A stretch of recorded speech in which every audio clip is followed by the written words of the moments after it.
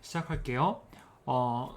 이번 주는 이제 마지막 주죠. 그 unsupervised learning을 원래 하는 주죠.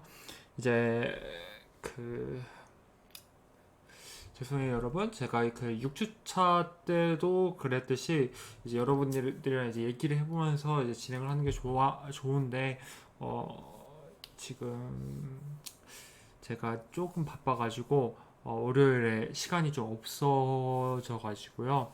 이렇게 동영상으로 진행을 하게 되었습니다. 양해 부탁드릴게요. 마지막에 9월 2일에 여러분들이 과제 발표를 하면서 그때 한번 인사를 좀 더 제대로 나눌 수 있지 않을까 하고 기대해 보겠습니다. 우선 오늘은 동영상으로 unsupervised learning에 대해서 배워보도록 하겠습니다. 자, 이제 저희가 이제 저번 첫 시간 때 아마 슈퍼바이즈 러닝에 대해서 이제 얘기를 했었을 거예요. 이제 저희가 기계학습을 크게 지도학습, 비지도학습, 강화학습 뭐 다른 것들도 많아요. 근데 어쨌든 가장 큰 걸로 이 세 가지로 분류를 했었을 때 이제 지도학습을 이제 저희가 6주 동안 그렇게 배웠었죠. 첫 주에 회기도 했었고 첫 주에 한번 복습을 해볼까요? 회기도 했었고요. 그런 다음에 이제 두 번째 주에 그 분류 클래시피케이션을 했었고요. 그런 다음에 3주차에 이제 이런 것들을 어떻게 하는지에 대해서 최적화를 다뤘고요.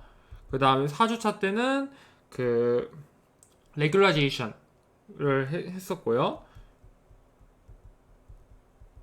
그 다음에 5주차 때 SVM, 6주차 때 부스팅. 부스팅이 정확하게 지도학습에 포함이 된다고 하는 거는 조금 얘기를 해봐야 되겠지만 어쨌든 저희는 분류와 회귀 기준으로 거의 모든 문제를 살펴보았어요. 이제 분류와 회귀 같은 경우에는 이미 레이블이 정해져 있다라고 생각을 하고 저희가 문제에 접근을 하죠. 이제 그게 근데 가끔씩은 문제가 될 수가 있다. 왜냐? 데이터가 없으면 만약에 이제 저희가 예를 들어서 넷플릭스 영화들이다. 근데 그 넷플릭스 영화에 대해서 저희가 장르가 아니라 어쨌든 이 영화들을 분류를 하고 싶은데 정확한 레이블이 없이 분류를 하고 싶다. 그러면 이제 저희가 어떤 기법을 쓸 수가 있어요? 클러스터링. 비슷한 영화들끼리 묶어가지고 추천 알고리즘으로 내는 방법을 이제 저희가 이제 사용을 할 수 있는 것들. 이제 그런 것들이 이제 비지도 학습에 들어가는 거겠죠. 그거 말고도 저희가 이제 제가 2주차인가 3주차 때 설명드렸듯이 PCA나 TSNE 같은 방법이 있었다고 했죠. 자, 좀 더 자세하게 들어가 볼게요. 자, 클러스터링은 이제 저희가 이제 분류와 회귀는 확실하게 레이블 또는 그 회귀 값들이 주어져 있다고, 그러니까 Y 값이 주어져 있는 걸로 문제를 세팅을 해요. 그런데 클러스터링은 애초에 그런 것들이 없다고 얘기를 합니다. 이게 없다 있다가 약간 좀 분류가 좀 애매한 경우가 있거든요. 이제 그것들을 이제 세미 슈퍼바이즈드 러닝으로 넘어가는 경우들도 좀 있고요.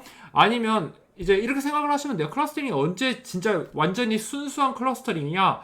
라고 물어보신다면 이렇게 아예 개수 자체를 모를 때, 예를 들어서 성격이 비슷한 사람들끼리 모은다고 해요. 근데 비슷한 성격이 몇 개 있는지 조차 모르는 경우가 있을 거 아니에요. 그건 이제 완전 순수 클러스터링. 근데 이제 클러스터링이 완전히 이 전체 모델링을 다 주도하지 않는 경우도 많긴 하거든요. 그러니까 예를 들어서 클러스터링을 먼저 한 다음에 이 클러스터링을 한 거 가지고 다음 모델은 이제 레이블 데이터로 넣는 방법들도 있어요. 확실히 그런 문제들도 있고요. 근데 어쨌든 오늘은 이제 클러스터링 이제 위주로 좀 볼 거예요. 자, 그 클러스터링 그래가지고 정리를 하자면 레이블이 없는 상황에서 데이터들 간의 패턴을 이용을 하여 클러스터를 만드는, 그러니까 분류라고 하고 싶진 않은데 어쨌든 이 분류를 하는 그런 개념이라고 생각을 하시면 될 것 같습니다. 이제 사실 이제 클러스터링 말고도 이제 그만큼 이제 좀 떠오르는 이제 디멘셔널리티 리덕션이라는 문제가 있어요. 이제 이것들은 이제 제가 저번 시간에 얘기했듯이 저번 시간 아니라 그 전에 얘기했듯이 컬스 오브 디멘셔널리티라는 문제가 있단 말이에요.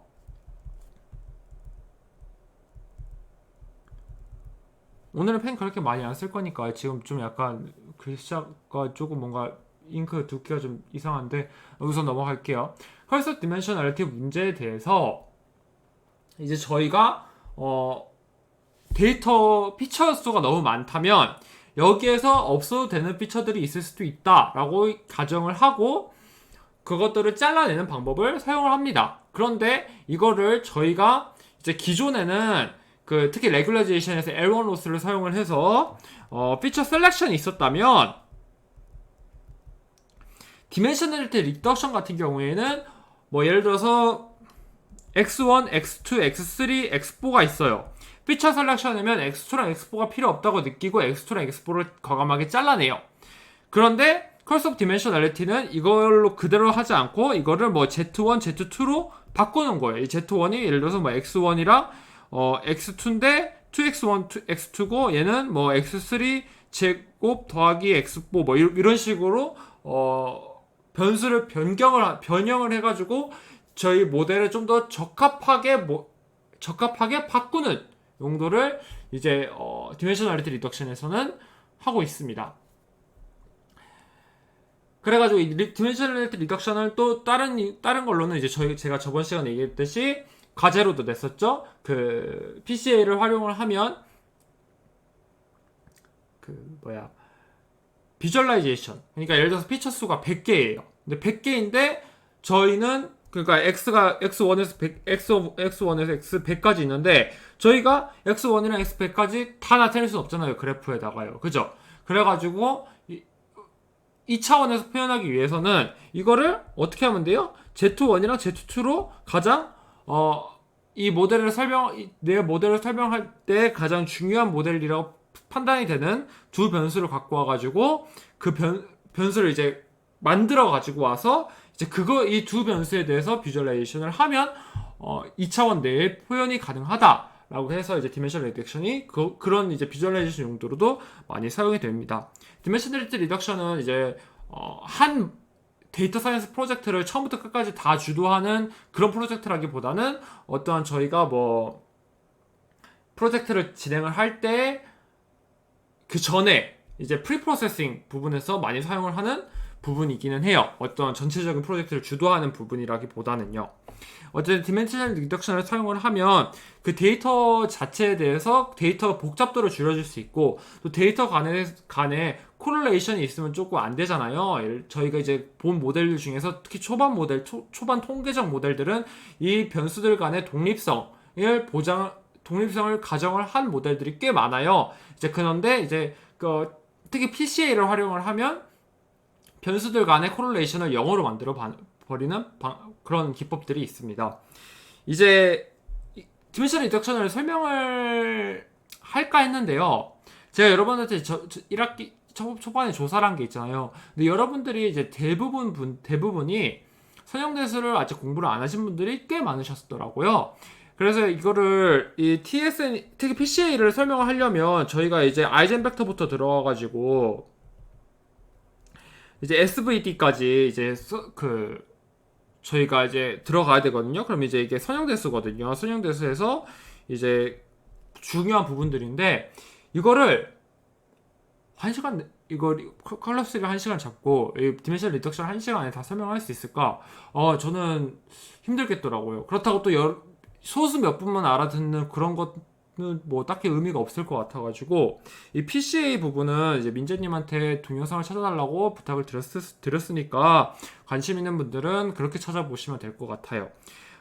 TSNE는 좀 더 새로운 방법이고요. PCA보다요. PCA 같은 경우에 좀 더 선형적인 부분이거든요. 그래가지고 변수들 간에 대한 선형 조합을 나타낸다. 선형 조합으로 코릴레이션이 0인 데이터를 만들어낸다면 TSNE는 비선형 디멘셔널 리덕션입니다. 그리고 사실 요즘은 PCA보다는 TSN을 더 많이 사용하는 추세이기는 해요. PCA가 더 간단하긴 한데 TSN이 어차피 모델 그냥 컴퓨터 돌리면 되는 거니까 TSN을 꽤 많이 사용을 합니다. 네.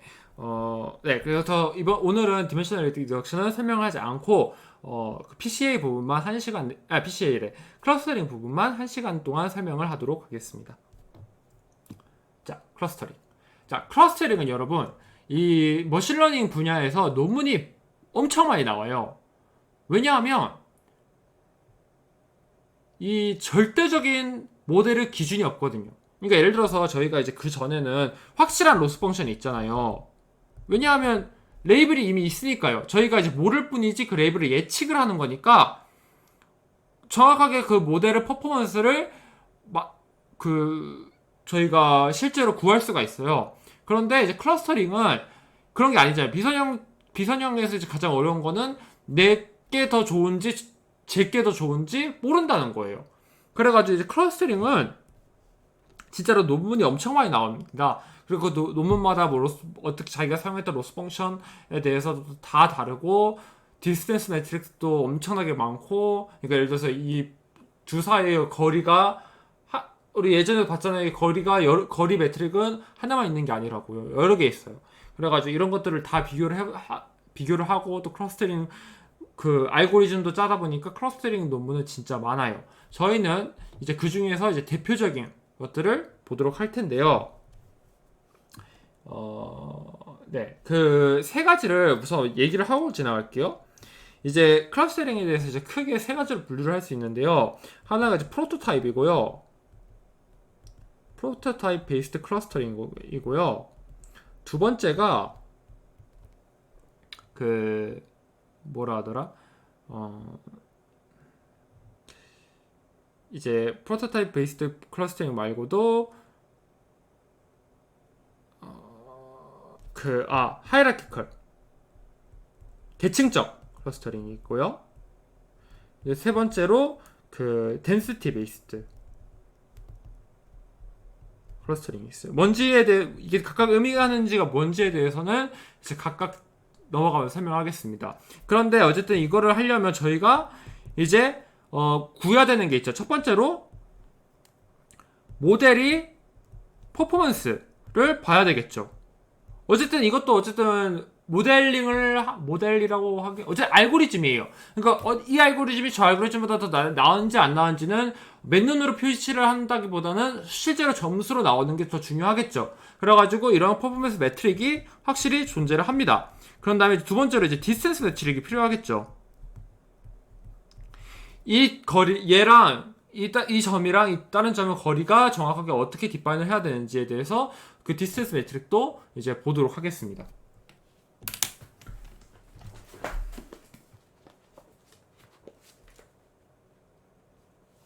네. 자,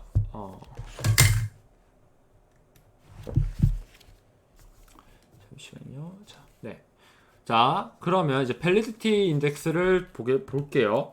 밸리디티 인덱스는 그러니까 뭐예요? 그 밸리디티 인덱스 같은 경우에 이제 성능 척도를 이제 저희가 보는 거예요. 그래서 이거를 이제 유효성 지표라고도 하는데, 유효성 지표 또는 성능 척도라고 보겠습니다. 그러니까 저희가 그동안은 이제 저희가 어떻게 썼어요? 그 슈퍼바이즈드에서는요. 슈퍼바이즈드에서는 이런 것들을 위해서 저희가 애큐러시를 이제 가장 많이 쓰고요. 그런 다음에 인밸런스 데이터에 대해서 이제 리컬 같은 매트릭을 이제 저희가 이제 사용을 하죠. 이제 근데 그런 것들은 이제 실제로 얘를 잘 분류했냐, 잘 분류를 안 했냐를 이제 기준으로 하는 건데, 이제 저희는 이제 그런 것들에 대한 레이블이 없다 보니까 이제 유효성 지표나 성능 척도를 이제 저희가 직접 만들어서 해야 됩니다. 그런데 이제 클러스터링을 할 때 이제 저희가 이제 이 클러스터가 좋은 클러스터다라고 얘기를 할 수 있는 거는 생각으로 얘기를 할 수 있어요. 뭐냐면요, 이 클러스터는 저희가 이제 딱 봐도 이 세 개로 분류돼요. 그쵸? 아마 뒤에 없나? 없네요. 이 클러스터가 이제 이 세 가지로 분류를 되는데, 이 세 가지로 분류를 되는 거에 대해서 이 세 가지 클러스터가 어떤 특성을 가져야, 예를 들어서 저희가 이거에 대해서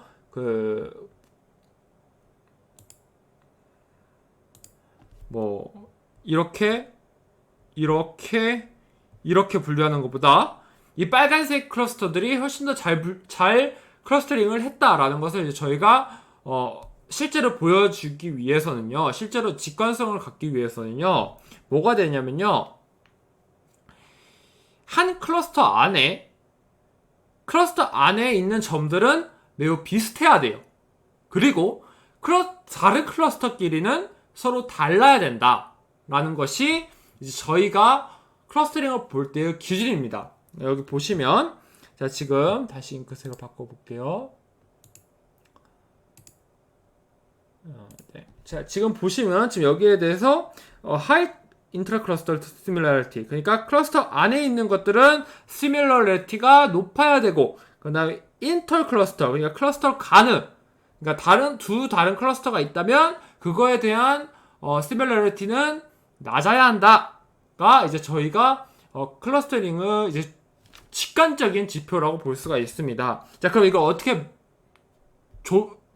measure, 그러니까 측정하냐, 이거를 제가 측정을 하는 지표는 뭐냐라고 이제 보면요. 이제 첫 번째로 이제 여러분들이 쉬운 데에서 좀 많이 보실 것들은요. 그리고 특히 이것들은 이제 이게 알고리즘을 할 때 알고리즘 내에서도 이게 수렴할 때까지 나와야 되잖아요. 그럼 이제 수렴을 하기 전에 이제 뭐 에포크라고 얘기를 한다면요. 이 10번째 에포크랑 20번째 에포크를 두 개를 비교를 할 때 이제 많이 사용을 하거든요. 어떤 두 완전히 다른 알고리즘을 비교를 했다기보다는 이제 그냥 한 알고리즘에서 10번째 반복이랑 20번째 반복이 뭐가 더 좋은지에 대해서 이제 측정을 할 때에는 저희가 이제 SSE라고도 부르는 in-LTR 어떻게 말하는지 모르겠네요. SSE라고 할게요. SSE라고. 통계적인 부분, 통계책들 보면 SSE라고 설명을 하더라고요. 이건 아마 제 생각엔 컴퓨터에서 좀 더 많이 사용을 하는 것 같아요. 이거 컴퓨터에서 긁어온 거가지고요. 지금 거는요. 자, 그래가지고 이거 보면요. 자, 이게 저희가 이제 중심 지표라고 보면요. 이거 어떤 센트로이드라고도 하거든요. 센트로이드라고도 하는 이제 클러스터의 중심이라고 봤을 때 클러스터 중심으로부터 이제 저희가 0.47 거리가 0.47, 0.19, 0.34가 있잖아요. 그러면 그걸 다 제곱을 해요. 그 다음에 다른 거에서 똑같아요. 다른 거에서 똑같이 다 제곱을 해서 다 더한 거를 이제 SSE라고 봐요.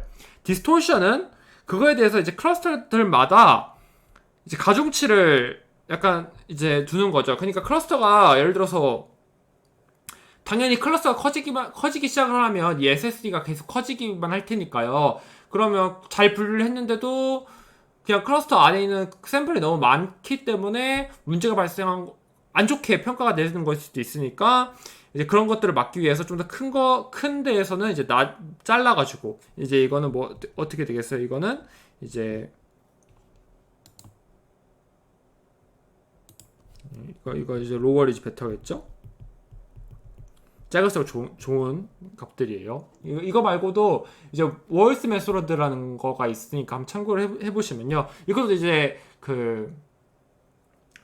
아까 얘기했듯이 어떤 두 알고리즘을 평가를 한다기보다는 한 반복들을 비교를 할 때 사용을 하는 건데 이거는 진짜 딱 그거예요. 그래가지고 이게 10번째 반복이고 11번째 반복이라고 합시다. 그럼 10번째 반복보다 11번째 반복이 더 좋다는 걸 평가를 하기 위해서 월스 디스턴스는요 11번째 SSE에서 10번째 SSE를 빼요. 그 방법으로 월스 디스턴스를 구합니다. 그래서 이게 월스 메소드예요. 네, 뭐 이거는 뭐 그냥 이런 게 있구나 하고 넘어가시면 될 것 같고요. 이제 이것도 이제 그냥 이거는 저희가 오늘 사용을 안 할 거예요. 근데 이게 이제 중요하니까 여러분들 만약에 클러스터링을 진짜 제대로 공부를 하고 싶다. 그러니까 오늘처럼 이제 1시간에 끝내는 게 아니라 좀 더 자세히 들어가고 싶다라고 하면요. 이게 엄청 중요해지거든요. 그럼 이거는 뭐냐면요. 이제 저희가 밸리디티 인덱스를 볼 때요. 유효성 지표는요. 이제 대략 이제 두 가지로 나뉘는데요. 이제 대부분 이제 external 인덱스랑요. 당연히 internal 인덱스로 나뉘는 건데요. external 인덱스는 이 지금 내가 사용하는 알고리즘이 이 참고 알고리즘, 레퍼런스보다는 훨씬 좋다라는 걸 이제 얘기를 할 때 external 인덱스를 사용을 하는 거고요. internal 인덱스는 그냥 이 모델에 내가 주는 객관적인 점수라고 생각을 하시면 돼요. 이게 다른 거랑 비교를 하는 게 아니라요. 그래서 external 인덱스를 사용을 할 때는요, 저희가 예를 들어서 이제 이게 저희의 클러스터예요. 그 다음에 이제 이거 비교를 하고 싶은 클러스터 C 스타가 있어요. 그러면 이제 그거에 대해서 저희가 이거 완전 큰 실수를 했네요. 제가 여기를 B, C, D라고 할 때요. 죄송해요 여러분. A, B, C, D라고 이제 저희가 얘기를 할 때 이거 엄청 중요하거든요. 제칼트 코에피션 같은 경우 컴퓨터 비전에서도 IOU라는 걸 구할 때 이제 많이 사용을 하는 부분이에요. 근데 이제 간단하게 뭐예요? 이 A는 두 클러스터가 C에도 C 스타에도 똑같이 분류가 됐다. SD랑 DS는요,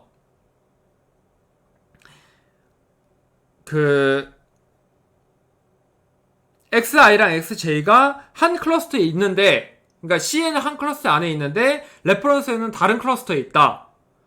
DS는 그거에 대한 반대. DD는 둘 다 이 XI랑 XJ가 있다면, 그 XI랑 XJ가 이 첫 번째, 우리 클러스터에서도 둘이 다른 클러스터고, 레퍼런스 클러스터에서 둘이 다른 클러스터다. 라고 하는 게 이제 DD예요. 근데 이제 제칼트 코에피션트 같은 경우에서는 이제 완전히 두 개 완전히 다른 거는 보지도 않고요. 하나 이상, 그러니까 C나 C스타 둘 중에 하나라도 같이 분류된 것들을 보고, 개수들을 보고, 그거에 대해서 진짜 둘 다 똑같이 한 클러스터 안에 있는 걸로 해가지고 하는 게 이제, 그래서 저희가 이제 이거를 흔히 인터섹션 오브 유니언이라고 불러가지고 컴퓨터 비전에서도 많이 사용을 하거든요. 그래가지고 이걸 제칼트 코에피션트라고 보시면 될 것 같습니다. 이제 다른 것들을 이제 참고를 하시면 될 것 같고요. 이제 두 번째로는 validity index 같은 경우에는요, 이제 이거를 아까 말했듯이 인터널 인덱스는 레퍼런스 모델이 아니라 저희 이 모델에 대한 주는 객관적인 점수라고 생각을 하시면 돼요. 근데 이제 오늘 사용할 건 아니다 보니까 여러분들이 이제 나중에 한번 보시고 구하시면 될 것 같아요. 그냥 저희가 이제 흔히 얘기를 하는 모델 스코어라고 생각을 하시면 될 것 같아요. 이 인터널 인덱스는요. 자, 넘어가겠습니다. 이 부분은 따로 공부하고 싶으신 분들은 클러스터링 책들이 엄청 많아요. 제가 다 나중에 저한테 겐톡 주시면 제가 하나 클러스터링 좀 좋은 책 하나 추천드리겠습니다. 우선은 넘어갈게요. 자, 그런 다음에 이제 디스턴스 메저가 필요하겠죠. 저희가 이제 이 두 점이 어떻게 다르냐, 얼마나 다르냐라는 걸 이제 표현을 하기 위해서는 그 척도가 필요하겠죠. 그래가지고 저희가 이게 2주차 때 PPT에서 그대로 본 거예요. 디스턴스 메저에 대해서는요, 저희가 민콥스키 디스턴스라고 얘기를 할 때, 이 민콥스키 디스턴스는 각각의 절대값에 대해서 P제곱을 한 다음에 다 더하고, 그 다음에 다시 P분의 1제곱을, 그러니까 루트 P를 하는 거를 사용을 하는 방법인데요. 이제 저희가 여기에 대해서 P가 2일 때는 유클리디언 디스턴스라고 하고, P가 1일 때는 맨하튼 디스턴스라고 합니다. 여러분, 제가 그 슈퍼바이즈 러닝에서는 이제 정규화 말이에요. 노멀라이제이션, 스탠더라이제이션, 이거는 뭐 조금 얘기가 다를 수도 있겠는데요.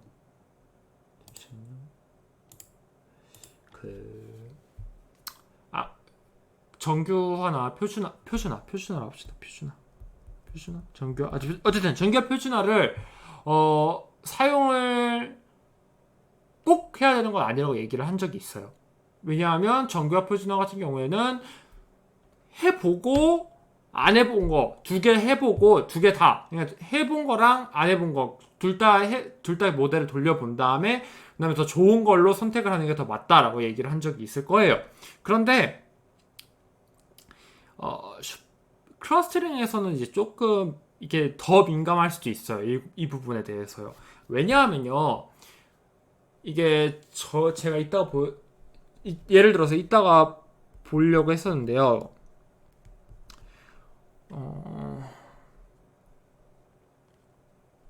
예를 들어서 사람들에 대해서 합시다. 헬스장에 많이 가는 사람들이랑 헬스장에 별로 안 가는 사람들, 뭐 이런 걸로, 어쨌든 헬스장에 오는 사람들을 이 고려대학 헬스장이 분류를 하고 싶다라고 얘기를 합시다. 그러면 여기에 대해서 이제 킬로그램 하고, 여기가 이제 몸무게, 여기에 키라고 해가지고 이걸 클러스터링을 하려고 해요. 그런데 이 키에 대해서는 밀리미터로 계산을 하고 몸무게는 킬로그램으로 계산한다고 칩시다. 그러면 이 클러스터는 아무리 몸무게가 민감하다라고 얘기를 우리가 원래 그렇다고 칩시다. 원래는 몸무게가 더 좋은 큰 기준인데 키가 밀리미터다 보니까 이 디스텐스를 구할 때 당연히 키에 더 민감하게 작용을 하겠죠. 훨씬 더 차이가 크니까요. 이 몸무게 차이보다는요. 밀리미터로 제시한 키가. 그렇다 보니까 이런 것들은 저희가 이제 이런 디스텐스 메저에 대해서는 크게 문제를 끼칠 수가 있어요. 그렇다 보니까 이제 대부분 데이터 사이언티스트들은 특히 이제 디스텐스 메저를 이제 주로 많이 사용을 하는 이런 클러스터링에서는 거의 이제 스탠다라이제이션을 필수라고 얘기를 하는 경우가 많긴 하더라고요. 디스텐스 메저에는요, 연속형에서는 이제 저희가 이제 확실히 이제 나눌 수가 있겠죠. 이런 문제들을요. 그러니까 숫자라면, 연속 숫자라면, 유리수라면, 우리가 쉽게 이렇게 제곱 유클리디안 거리, 1차 유클리디안 거리, 뭐 이런 것들을 이제, 이거 1차 유클리디안이라고 왜 하냐. 이거는 맨해튼 디스텐스죠. 맨해튼 거리라고 합시다. 뭐 어쨌든 이런 것들을 이제 저희가 흔히 이제 사용하는 매트릭을 사용할 수가 있다 칩시다. 그런데 만약에 이제 저희가 하려고 하는 게 연속형이 아니라 순서형이나 범주형이면 어떻게 할까요? 이제 이거는 이제 조금씩 사람마다 좀 다른데, 이제 순서형이 뭐예요? 예를 들어서 순서형 매우 불만족,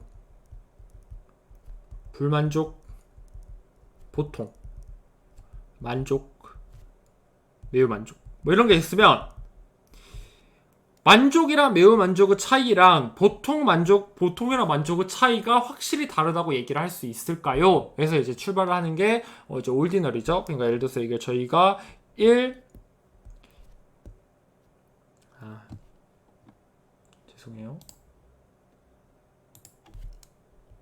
2, 3, 4, 5라는 점수를 저희가 준다고 했을 때요.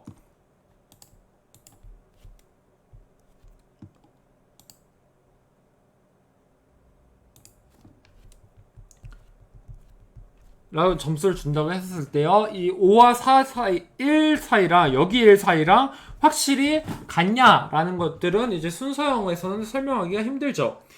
그래가지고 이 방법을 이제 여기에 대해서 이제 1, 2, 3, 4, 5였으면요.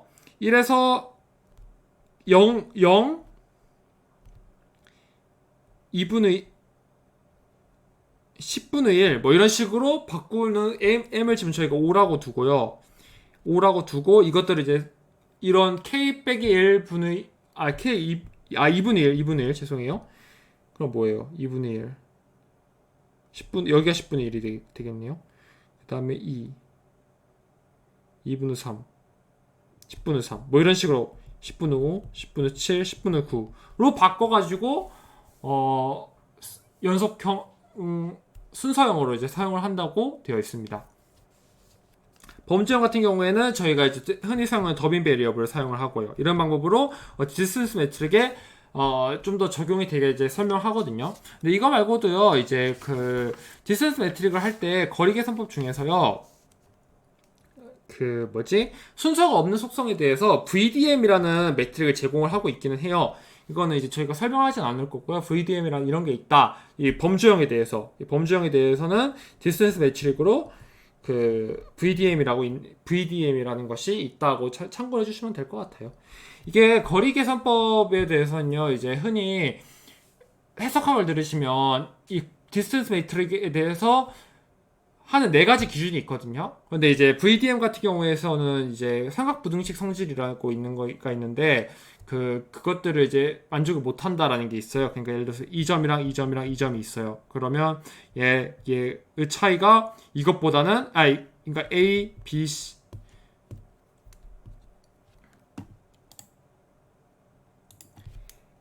B, C, 뭐 이렇게 있으면요, 이 A랑 B의 합이 C보다는 커야 된다. 뭐 이런 얘기가 있거든요.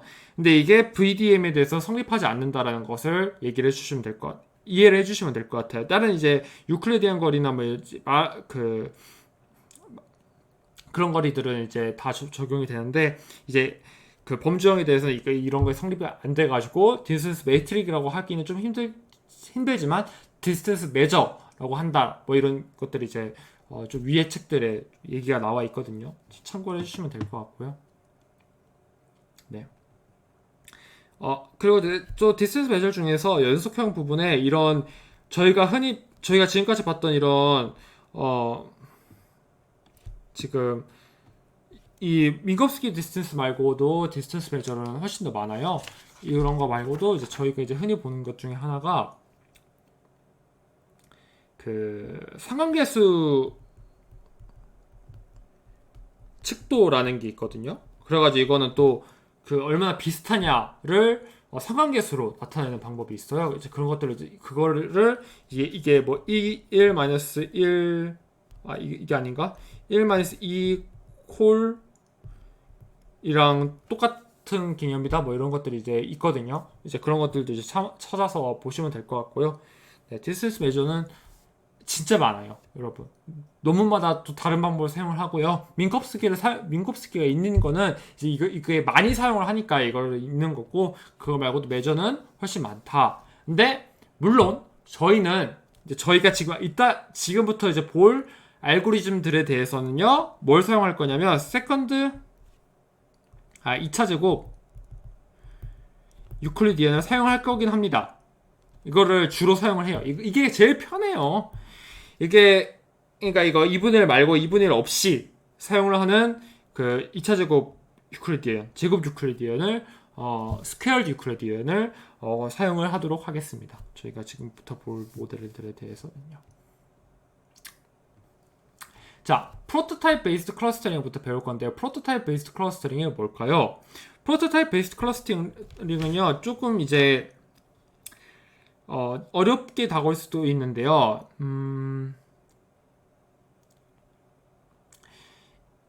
프로토타입 베이스드 클러스터링 같은 경우에는요, 어떤 가정을 하냐면요, 이제 클러스터 구조가 어떠한 이제 프로토타입으로 통해서 형상화시킬 수 있다라는 것을 어느 정도 가정을 하고 가요.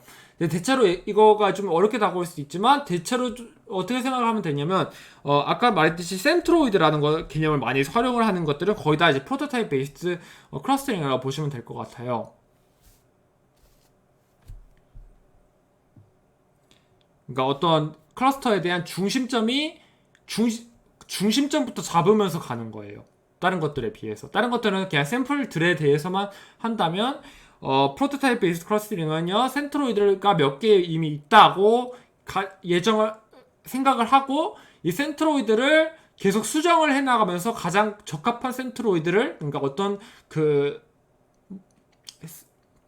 클러스터의 중심점을 최적화하는 걸로 이제 나아가는 클러스터링 알고리즘들을 프로토타입 베이스드 클러스터링이라고 얘기를 합니다. 이제 그 중에서 이제 가장 유명한 게 K-이미지 클러스터링이라는 게 있죠. 아마 많이 들어보셨을 거예요. 여러분 이거 시작하기 전에 K 니어리스트 네이버즈랑 K-이미지는 완전히 다른 거예요. 둘이 완전히 다른 개념이에요. K 니어리스트 네이버즈는 어디에 사용을 해요? 클래시피케이션에서 이제 많이 사용을 하는 거죠. 근데 K-이미지는 그 K 니어리스트 네이버즈랑은 완전히 상관이 없다라고 이해를 해주시면 될 것 같아요. 그림을 보시면 지금 K-민즈는요, 이제 쉬워요. 어떤 데이터가 있으면요, 이 데이터에서 과학자가 몇 개의 K를 결정을 합니다. 이게 이 K가 클러스터 개수예요.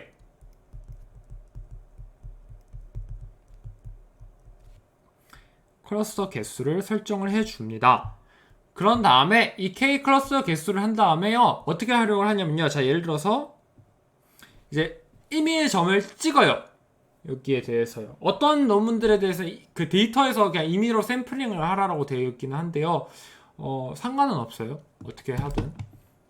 어차피 나중에 가면 그 데이터에 있는 게 아니라 실제 평균을 구하거든요. 그래가지고 좀 달라지는데, 왜냐면 이거 K-민즈도요, 좀 변형 알고리즘들이 엄청 많거든요. 뭐 K-미디안 알고리즘, K-모드 알고리즘, 뭐 엄청 다양하게 나오기 때문에 K-민즈로부터 뭐 우선은 지금 여기 그림을 보면 이제 저희가 이제 확실히 클러스터가 이제 보다시피 두 개로 나뉠 수가 있잖아요. 그래가지고 이 두 개로 나뉘는 것들 때문에 이제 두 개가 있다, 클러스터가 두 개 있다고 가정을 합니다. 지금 보면 두 개의 의미의 점을 찍었죠. 그런 다음에 이거에 대해서 어떻게 하냐면요.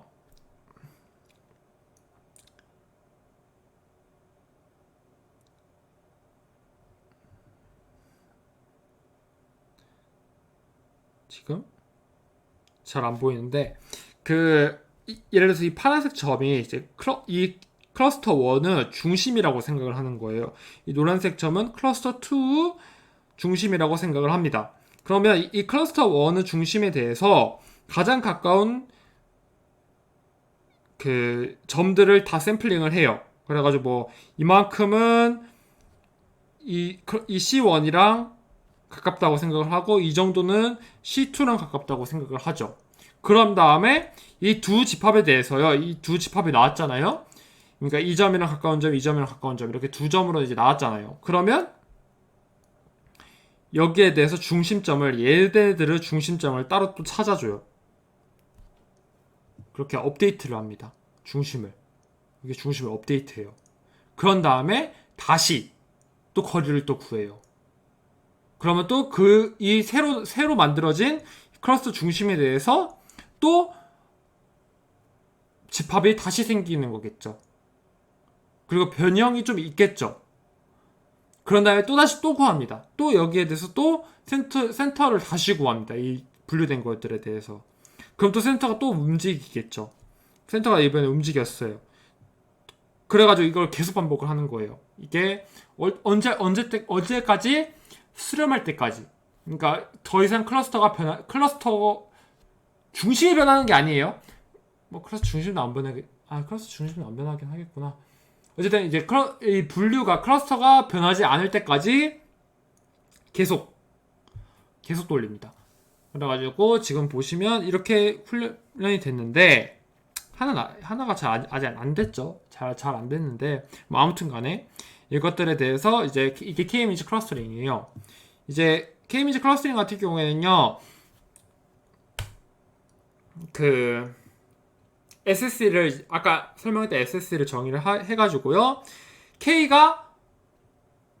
K-이미지 클러스터링에 대해서 가장 큰 한계가 뭐냐면요, K를 연구자가 선택을 해야 한다는 거예요. 지금 방금 본 예시에서는요, 저희가 비주얼라이제이션을 해가지고 클러스터가 어디 있는지 확실히 보여요.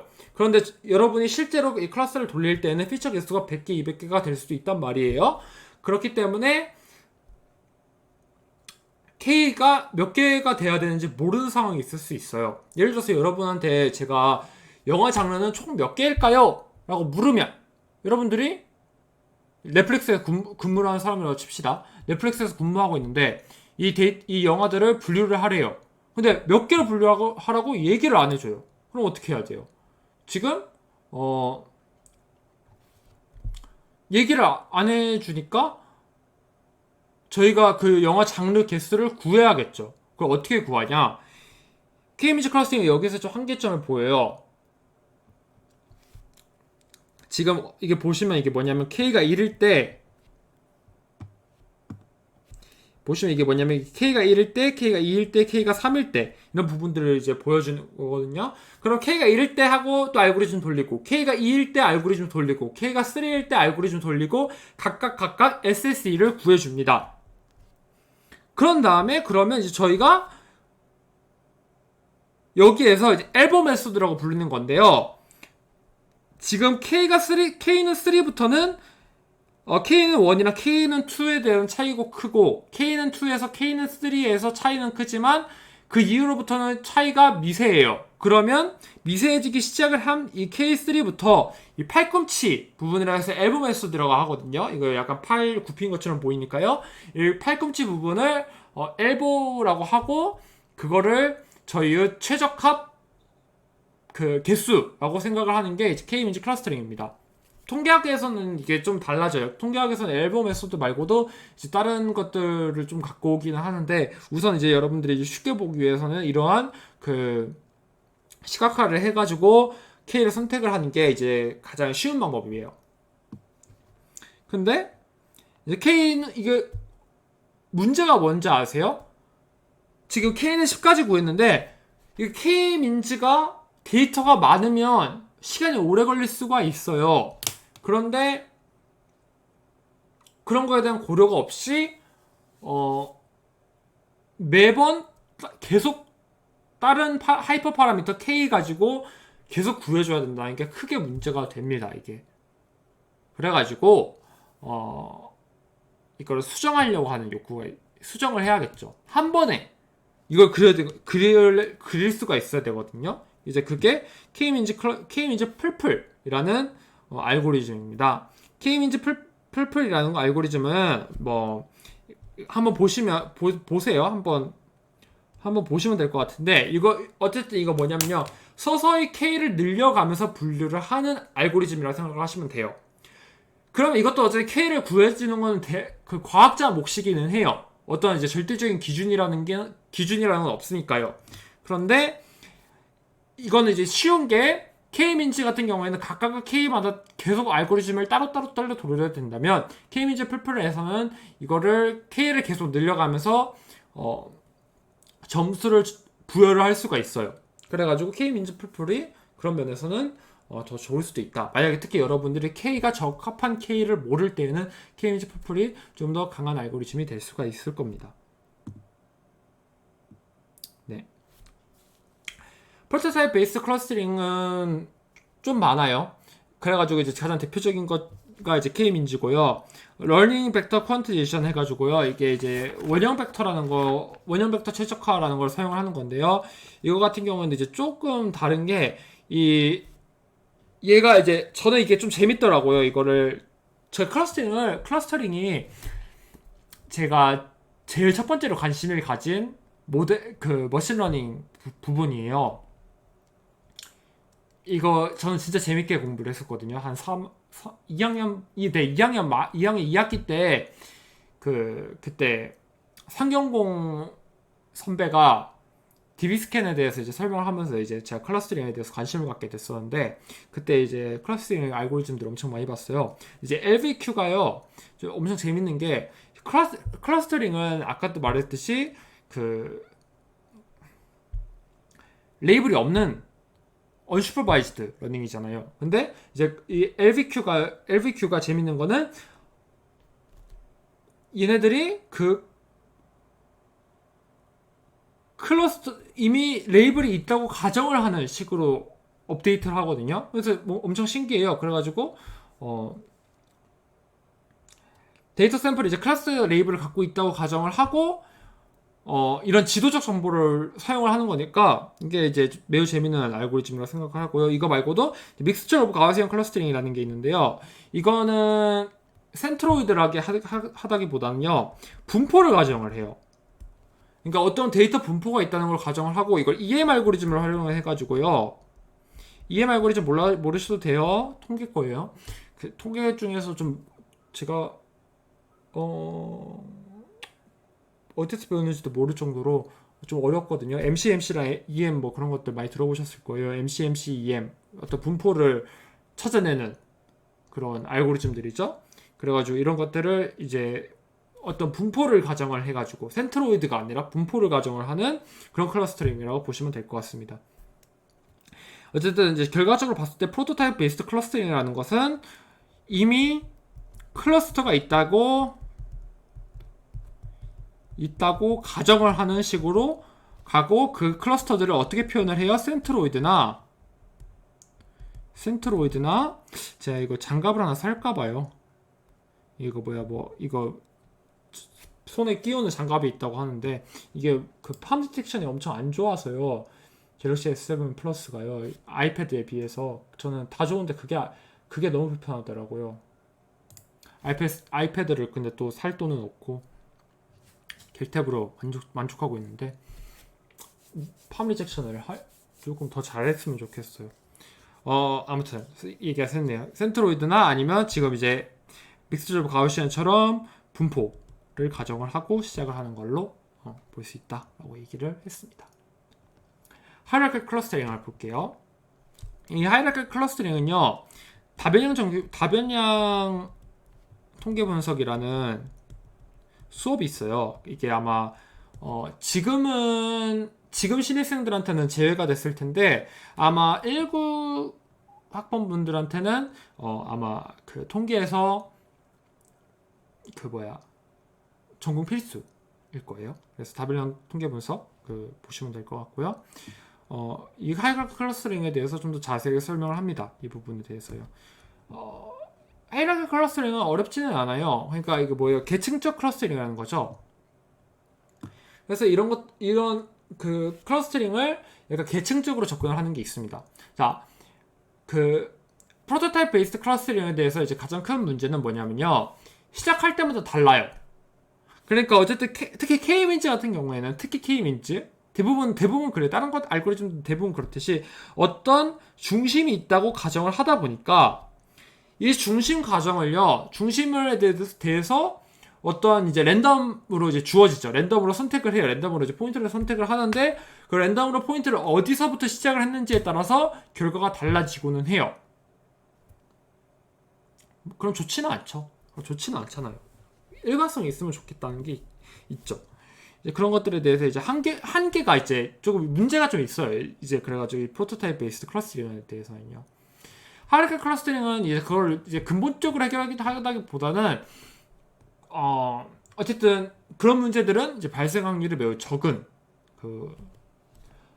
클러스터링입니다. 자, 지금 예를 들어서 어떻게 되는 거냐면요. 계층적 구조라는 건 뭐냐면요. 저희가 이 6가지의 클러스터가 있어요. 네, 개체가 있어요. 데이터가 있어요. 근데 이제 저희가 이거를 비슷한 것부터 묶고자 한다고 합시다. 자, 그러면 요크시, 제가 강아지 종류를 잘 몰라서 서로 다른 거면 댓글로 욕을 좀 많이 해주세요. 근데 이제 제가 느끼기로는 물수랑 젖소는 이제 같이 비슷하겠죠. 진돗개랑 셰퍼드가 비슷하려나요? 요크셔테리어랑 푸들이랑 비슷하나요? 잘 모릅니다.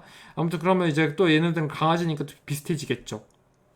그러면 또 얘는 이렇게 또 동물이라는 한 클러스터에 들어가겠죠. 얘는 개. 얘에 대해서 이제 이렇게 이제 클러스터를 이제 만들어 나가는 방법을 계층적 클러스터링이라고 합니다. 뭐예요? 클러스터에 계층이 있어요. 그러니까 이렇게 큰 클러스터, 동물이라는 큰 클러스터가 있다고 가정을 하고, 예를 들어서 여기에다가 개체를 더 추가합시다. 민들레가 있다고 합시다. 그러면 여기 하면 또 클러스터가 하나 더 있겠죠. 그러면 또 클러스터가 이 전체적인 또 더 큰 클러스터가 더 있을 수도 있는 거고요. 이제 이런 거를 이제 계층적 클러스터라고 합니다. 제가 지금 방금 한 것처럼 이렇게 하나로부터 천천히 올라가는 거를 이제 아글로메라티브 클러스터링을 하고요. 디바이시브 클러스터링은요, 이제 이렇게 전체적인 것들을 이제 크게 보고요, 하나씩 나누는 것부터 시작을 하는 거. 그러니까 이제 디바이시브 클러스터링입니다. 디스턴스는 좀 이따 볼게요. 아무튼 이제 오늘은 아글로메라티브 클러스터링이 훨씬 더 약간 자연스러워요. 그래가 또 알고리즘 자체가 좀 더 쉽고요. 그래서 아글로메라티브 클러스터링으로부터 시작을 하겠습니다. 그러니까 뭐예요? 버텀업 어프로치라고 보시면 될 것 같아요. 볼게요. 자, 지금 11개의 점이 찍혀져 있습니다. 11개의 데이터가 있다는 뜻이겠죠. 이 11개의 데이터로부터 우선 클러스터를 하나 만들고 싶습니다. 그러면 가장 두 개가 같은 클러스터부터 시작을, 두 데이터가 가장 비슷한 게 이제 가장 첫 번째 클러스터가 돼야 되는 게 맞겠죠. 저희가 이제 눈으로 보면 10이랑 11이 얘랑 얘가 매우 거리가 가깝습니다. 다른 점들에 비해서요. 합쳐줍니다. 10, 10으로. 더 낮은 숫자로 레이블을 부여하는 걸로 할게요. 자, 그런 다음에 이제 두 번째 점을 찾아볼게요. 얘네 두 점을 이제 봅니다. 0이랑 4, 여기 이게 가까워 보여요. 둘이 합칩니다. 둘이 합쳤어요. 0, 0으로 레이블을 붙였어요. 자, 그런데 이제 여기서부터 이제 좀 약간 걱정이 생겨요. 자, 저희가 지금 다른 것들은 레이블이 다 하나씩 있어요. 7은 하나밖에 없고요. 2는 하나밖에 없어요. 그런데 0은 지금 2개고 10도 지금 2개예요. 자, 근데 이제부터요.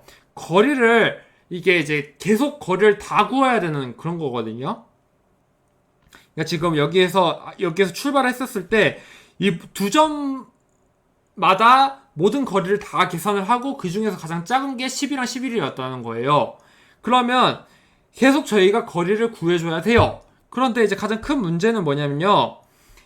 이 00이랑 이 3이랑 거리가 어떻게 되는지 어떻게 아냐? 아까 저희가 봤던 디스턴스 매트릭들을 보면 두 점 사이의 거리라고 했는데 클러스터와 점 또는 클러스터와 클러스터 거리는 어떻게 계산을 하느냐가 이제 저희가 계층적 클러스터링 할 때의 문제점이 될 수가 있어요.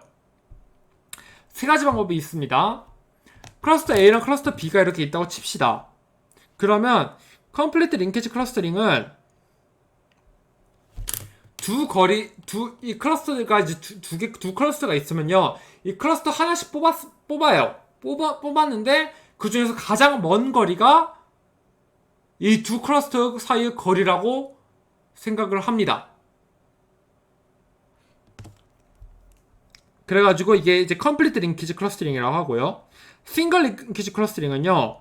싱글 링키지 클러스터링은 방금 한 것처럼 똑같이 하는데 그 중에서 이제 가장 작은 거리. 그러니까 이 클러스터에서 가장 거리가 짧은 두 점 사이의 거리를 싱글 링키지 클러스터링이라고 합니다. 에버리지 링키지 클러스터링은요. 이거 맥스 잘못 썼어요. 죄송해요. 오타가 많네요. 그 디스턴스들에 대해서 평균을 구한 거예요. 평균과 평균은 거리가 아니에요. 거리들을 다 구하고 그 거리들에 대해서 평균을 구하는 게 average 링키지 클러스터링이에요. 대체로는 이제 디폴트는 컴플리트 링키지 클러스터링으로 갑니다. 우리도 계속 이제 분류를 이걸로 계속 갈게요. 자, 그럼 이제 방법을 구했어요. 자, 또 가까운 거리가 뭐예요? 5랑 가까워가지고 1이랑 1이랑 합쳤어요. 자, 그 다음에 또 한 번 해봅시다. 자, 위에 봤듯이 7이랑 9랑 또 가까워서 했어요. 여러분 지금 잠시만요. 6이랑 8이 더 가까운 거 아니에요? 이렇게 하시면 여러분 안 됩니다. 진짜 안 돼요. 보시면 지금 페탈 위스랑 페탈 랭스 다르죠? 스케일이 달라요.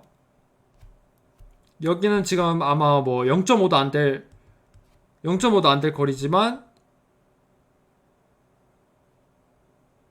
0.5가 아니 뭐예요? 뭐 0.2라고 칩시다. 0.2라고 치고 6이랑 8 여기는 지금 0.3 거리가 있다고 생각을 해야 되는 상황이에요. X와 Y가 스케일이 다른 거 잊지 마세요. 넘어갈게요. 자, 그래서 7이랑 또 합쳤고요. 여기 부분 또 합쳤고 여기 부분 또 합쳤고 계속 가고 있어요. 자, 계속 가고 있는데 지금 여기에서 이제 세 번째 클러스터 이제 세 개짜리 클러스터가 이제 나오죠. 이렇게 큰 클러스터가 나왔어요. 그다음에 이제 7이랑 6이랑 6 이제 거리를 비교를 할 때 아까 얘기했듯이 저희는 이제 그 컴플리트 링키지로 간다고 했습니다. 그러면 거리가 가장 먼 걸로 비교를 해야 되거든요. 그래서 거리를 어떻게 먼 걸로 지금 빼먹었는데 여기도 지금 클러스터가 생겼어요. 아무튼 간에 지금 거리가 6이랑 이렇게 7이 있으면 이렇게 거리가 있으면요.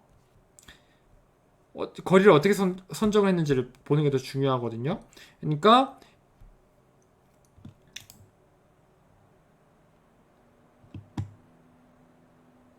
저희가 이 클러스터랑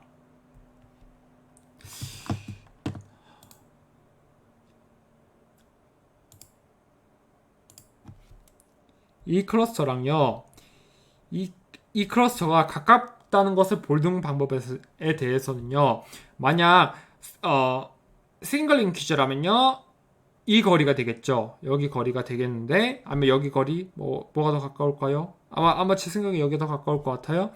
그런데 그렇다고 했는데 이제 컴플리트 링키지를 선택을 했다면요. 가장 먼 거리가 여기가 되는 거겠죠. 그런 다음에 7이랑도 마찬가지로 가장 먼 거리가 되는 거고요. 근데 제가 지금 자료 받은 걸로는 이게 더 거리가 더 짧대요. 스케일 때문에. 그래서 이렇게 합쳐집니다. 이렇게 합쳐지고요. 이렇게 합쳐지고 이렇게 합쳐지는 방법이 이제 저희가 보는 이제 전체적인 클러스터링이 되는 거예요. 자, 그러면 어디 부분에서 잘라야 되냐가 이제 크게 문제가 되는 건데요. 이제 이것도 엘보 메소드로 그대로 가요. 엘보 메소드로요. 이거 K의 개수예요. 그러니까 클러스터 개수라고 이렇게 쭉 했을 때 클러스터 개수가 이제 딱 갑자기 SSE가 갑자기 작아지는 지점을 저희가 이제 잡습니다. 3라고 치고 3부터 이제 잘라주는 방식으로 활용이 돼요. 원래는 대충 이렇게 저희가 이제 레이블링을 계속 했을 때요. 이런 식으로 하거든요. 여기가 이제 시뮬러리티가 이제 여기가 SSE고요. 이런 식으로 쭉쭉쭉 이렇게 합쳐지는 방법을 하는데 어렵지는 않아요. 그래가지고 이거를 만약에 반대로 했다면요, 거리를 이제 반대로부터 이제 찾는다면요, 이거를 이제 디바이스 클러스터링이 되는 거예요. 근데 디바이스 클러스터링은 이번 시간에는 안 하도 따로 설명하지 않도록 할게요. 알잖아요. 군대 갔다 오신 분들은 뭐예요? 분해는 조리부 역순이라고 생각을 하시면 될 것 같아요. 자, 다음 폴드 오브 하이라키 클러스터링. 이거 계층적 클러스터링은요 가장 큰 문제가 있어요. 얘는 뭐 그렇게 중요한 건 아니고요. 이거는 뭐 노이즈 아웃라이어에 민감한 거는 너무 많죠. 근데 확실히 싱글 링키지를 사용을 하잖아요. 싱글 링키지를 사용을 하면 노이즈 아웃라이어에 대해서 진짜로 민감하긴 하더라고요. 근데 그걸 떠나가지고 한 번 두 클러스터를 묶으면 그 결정을 되돌릴 수가 없어요. 그러니까 계층적이다 보니까요. A, B, C, D라는 중 클러스터가 있다고 칩시다. 여기가 중 클러스터라고 칩시다. 2까지. 근데 D랑 E랑 먼저 합쳐지잖아요. 근데 사실은 원래는 A랑 E랑 합쳐져야 되는 게 먼저라고 이게 원래 원래 진짜 그라운드 트루스였다면요. 이 결정을 되돌릴 수가 없다는 게 이제 가장 큰 문제가 되는 거예요. 하이라키 클러스터링은 계층적이고 그 계층에서 벗어날 수가 없다라는 게 이제 하이라키 클러스터링에 대해서 이제 좀 한계라고 보시면 될 것 같아요. 네. 마지막으로 덴시티 베이스드 클러스터링입니다. 지금 벌써 좀 1시간이 다 돼갔네요. 생각보다 오래 걸리네. 덴시티 베이스드 클러스터링은요 조금 저희가 지금까지 접근한 거랑은 좀 달라요. 지금까지는 저희가 접근한 방식이 거리예요. 덴시티 베이스도 뭐 거리를 안 사용하는 건 아닌데 이제 지금까지 활용을 했던 방법은 두 점들에 대한 거리, 두 클러스터 간의 거리를 계속 생각을 하는 방식입니다. 근데 그러면 어떤 문제가 발생을 하냐면요. 이런 문제가 발생을 해요. K민즈 클러스터링이라고 이 데이터에는 저희가 딱 봐도 클러스터가 딱 보여요. 그런데 거리로 하다 보니까요. 만약에 여기가 이제 저희 클러스터 점이라면요. 여기의 클러스터에 대해서 만약에 진짜 제대로 분류를 했다고 쳐도 평균은 이렇게 된단 말이에요. 평균은 이렇게 돼요. 실제 평균은 이렇게 돼요. 그런데 이거에 대해서 가까운 점들이 얘네들도 더 가까우면 이렇게 분류가 될 수밖에 없다는 거예요. 그러니까 뭐예요? 이렇게 좀 곡선형 데이터에 대해서 매우 취약하다는 거예요. 왜냐하면 디스턴스는 가장 가까운 거리, 직선으로만 보니까요.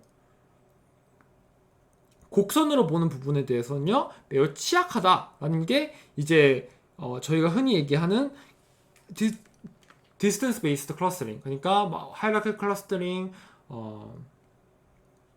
프로토타입 베이스드 클러스터링 뭐 그런 문제들은 이제 대부분 다 디스턴스를 활용을 하다 보니까 이런 것들에 대해서는 매우 취약하다라는 것을 보실 수가 있어요. DB스캔이 이걸 해결을 합니다. DB 스캔 같은 경우에는요, Density Based Spatial Clustering of Approximation with Noise라고 하는 건데요. 좀 길죠? 근데 이게 딱 포인트들이 딱 정리가 되어 있는 것 같아요. with noise. 그러니까 이 DB 스캔 같은 경우에는 모든 클러스터가 좀 많이 취약하게 겪는 이 노이즈 부분을요, 엄청 잘 해결해줘요. DB 스캔이요. 그리고요, density base, 이건 당연한 거고요. spatial clustering of approximations. 그러니까 이거는 이거 지금 알고리즘을 설명하면서 설명을 할게요.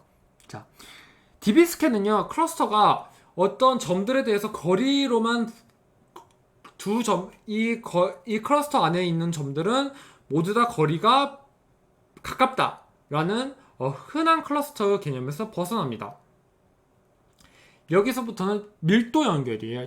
그러니까 가장 얘랑 연결이 되어 있고, 그러니까 여기 지금 보시면요, A랑 B랑 연결이 A랑 A 콤마라고 합시다. A랑 A 콤마가 연결되어 있고 A랑 A 콤마가 연결되어 있으니까, 그럼 계속 연결이 되어 있는 B까지 계속 연결되어 있잖아요. 그럼 A랑 B는 하나 밀도를 공유한다라고 저희가 이제 생각을 하는 방법이 될 수가 있어요. 이제 이런 걸로 이제 클러스터 접근 자체가 바뀌어요. density based 때 클러스터링에서는요. 하이퍼 파라미터를 보면요, 지금 M이라고 보이는 거가 있는데요. 이거는 뭐냐면요, 지금 저희가 이때 알고리즘을 할 때요, K랑 완전 달라요. K 같은 경우는 클러스터 개수를 미리 설정을 해주는 거잖아요. 프로토타입 베이스니까요. 그런데 M은 뭐냐면요, 혹시 여러분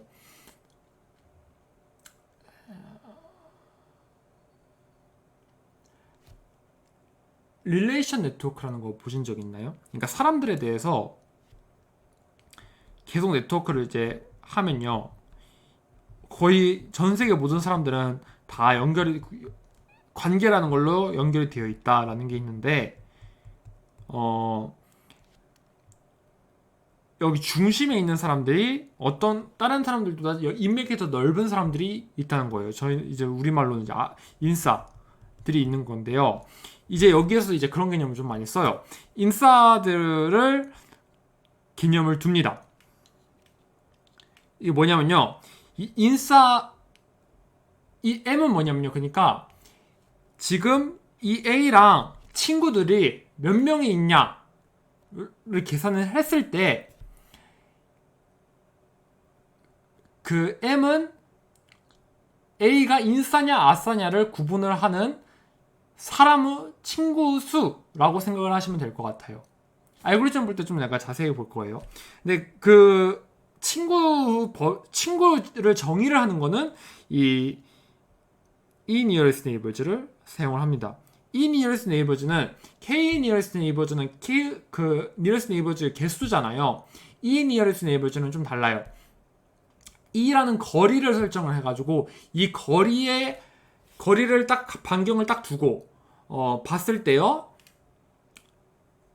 이 반경 안에 있는 데이터들의 개수라고 생각을 하시면 될 것 같아요.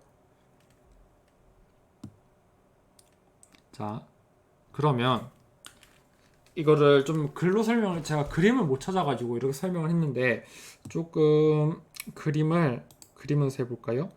그러니까 지금 그냥 밑에 해도 될 것 같긴 한데, 지금 예를 들어서 저희가 점을 한번 찍어 봅시다. 점을 이렇게 찍어요.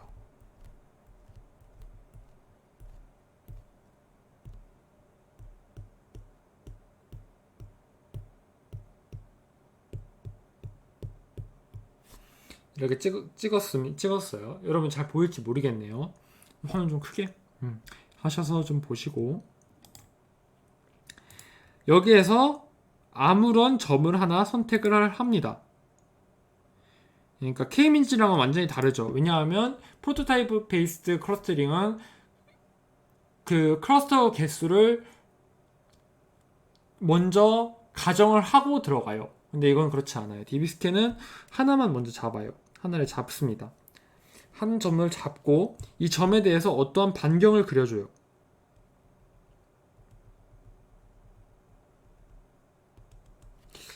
점이 좀 더 필요할 것 같네요. 치팅을 좀 합시다. 데이터를 조작을 합시다. 이렇게 둡니다. 자, 이 지금 제가 지금 본 거리가 뭐가 되겠어요?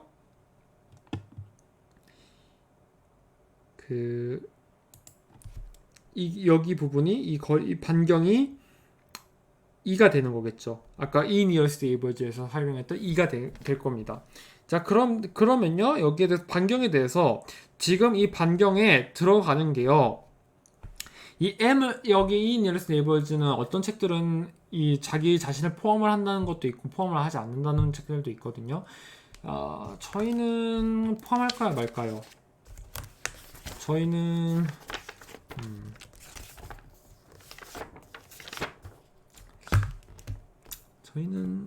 포함하지 않을게요. 니러스 네이버즈는 포함을 하지 않는 경우가 더 많으니까 포함하지 않는다 칩시다.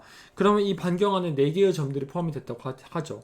자, m을 3으로 둡시다. 그러면 저희가 m을 3으로 두고 3으로 두면 얘는 친구가 4명이고 인싸 기준 친구 명수는 3개예요. 자, 3명이에요. 그러니까 더 많죠. 그러니까 지금 저희가 찍은 빨간 점은 인싸고 여기 안에 검은 애들은 인싸 친구들이래요. 자, 그럼 인싸 친구들에 대해서도 똑같이 레이블을 빨간색으로 줍니다. 자, 그런 다음에 이제 여기에 대해서 얘 점에 대해서 다시 또 반경을 또 그려줘요. 반경을 또 그려주는데 이번에는 친구가 뭐 2명이라 칩시다. 친구가 2명이에요. 자, 그러면 얘는 아싸죠. 왜냐하면 인싸 기준 친구 수는 3명인데 얘는 친구가 2명밖에 없다고 하니까 지금 저희가 본 이 빨간색에는 아싸예요. 그러면 얘는요, 뭐 어떻게 분류가 되는 거냐면요, 얘는 노이즈나 아웃라이어로 분류가 되는 거예요. 이 노이즈 아웃라이어가 아싸가 되는 거겠죠. 다른 애들한테는 이제 계속 만약에 3이 넘는다면요, 계속 얘네들은 군집 1을 할당을 해주고요, 또 걔네들의 친구들을 찾아주는 거예요. 계속 친구들을 찾아줍니다. 계속. 언제까지? 더 이상 없을 때까지 계속 찾아줘요. 그런 다음에 남을 거 아니에요. 또 그러면 걔네들은 안 친했던 애들이 이렇게 남을 거 아니에요. 그럼 걔네들은 이제 다른 클러스터를 하는 거예요. 다른 애들 집단. 그러니까 우리 끼리끼리 논다고 하잖아요. 그래가지고 뭐 여기 친구 그룹, 저쪽 친구 그룹은 여기 서로 모르는 애들이고 서로 다 모르고 걔네들끼리는 또 완전히 다른 그룹으로 노는 애들이 되는 거예요. 클러스터가 또 따로 생기는 거겠죠. 근데 그럼 여기에 대해서 좋은 점은 뭐예요? 이 친구들 집단이 몇 개인지 가정을 하지 않아도 친한지 안 친한지 어떤 그 nearest neighbors의 어떤 거리를 계산을 한 다음에만 봐도 이 친구 집단이 몇 개인지 보인다는 거예요. 재밌죠? 매우 재미있는 알고리즘이라고 생각을 합니다. 자, 그러면 계속 해 볼게요. 자,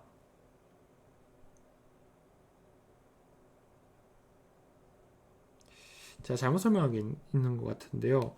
제 두 번째 부분에 대해서요. 그러니까 인싸의 친구가 아싸면 걔가 노이즈 아웃라이어 된다라고 얘기를 했는데 그건 아니고 그거 잘못 설명했어요. 제가 그냥 군집 1을 할당을 해요. 얘는 변하지는 않아요. 죄송합니다. 다시 설명할게요. 그러니까 노이즈랑 아웃라이어로 표시를 된다면 처음으로 이 임의 관측지를 선택을 했었을 때 그게 n보다 작으면 그때 노이즈랑 아웃라이어고, 만약에 저희가 그 노이즈 아웃라이어가 아니고 군집 1을 할당이 됐어요. 근데 걔네들의 친구가 n보다 걔네들의 친구가 n보다 작아요. 그러면 얘네들 그 친구들에 대해서는 레이블을 부여하지 않는 거지 얘가 아싸가 돼버리는 것도 아니에요. 죄송해요. 제가 잘못 설명했어요. 네. 이거 한번 천천히 읽어보시면 알 것 같아요. 이 레이블은 한번 부여된 레이블은 변하지 않아요. 이거 제가 잘못 설명했네요. 자, 넘어갈게요. DB스캔은 그래서 엄청나게 재밌는 알고리즘이에요. 지금 특히 곡선형에 대해서 제가 계속 엄청 강하다고 얘기를 했는데 K민즈 플러스도 지금 구분이 안 되죠. 지금 노이즈 없이 지금 원형 데이터인데요. 이 원형 데이터에 대해서 노이즈가 있든 없든 간에 분류를 제대로 못해요. 근데 DB스캔 같은 경우에는 엄청나게 잘 분류를 했다는 것을 볼 수가 있습니다. 프로토타입 베이스드 클러스팅 같은 경우에는 이제 또 이것도 잘못했네. 프로토타입 베이스드가 아니라 뭐예요? 덴시티 베이스드죠. 왜 이렇게 오타가 많은지 모르겠네요. 덴시티 베이스 클러스팅에서는 이거 말고도요. 하이라클 DB스캔이라는 게 있는데 하이라클 DB스캔은요. 그 DB스캔이랑 똑같은데 이걸 계층적 부분을 이제 추가를 한 게 있고요. 그런 다음에 이제 옵틱스랑 덴쿨루라는 것들도 있어요. 이건 저도 자세히는 모르는데요. 그 DB스캔이 너무 압도적으로 DB스캔이랑 DB스캔 정도만 알으셔도 이 덴시티 베이스드 클러스팅 엄청나게 잘 아신다고 보시면 될 것 같아요. 왜냐하면 이미 DB스캔이 진짜 퍼포먼스가 좋거든요. 그 곡선형 데이터에 대해서는요. 네, 그러면 오늘은 지금 클러스팅 설명은 여기로 마치겠습니다. 한번 제가 이따가 톡방에다가 그 DB스캔이래. PCA나 TSN에 대해서 동영상들도 공유를 하도록 하겠습니다. 그거는 제가 녹화하는 게 아니라 다른 유튜버들이 녹화하는 거를 공유를 하는 걸로 할게요. 네, 오늘 수고 많으셨습니다. 늦어서 죄송합니다. 그리고 마지막 수업이었던 만큼 여러분 방학 동안 수고 많으셨습니다. 개강을 하고 보겠습니다. 수고하셨습니다.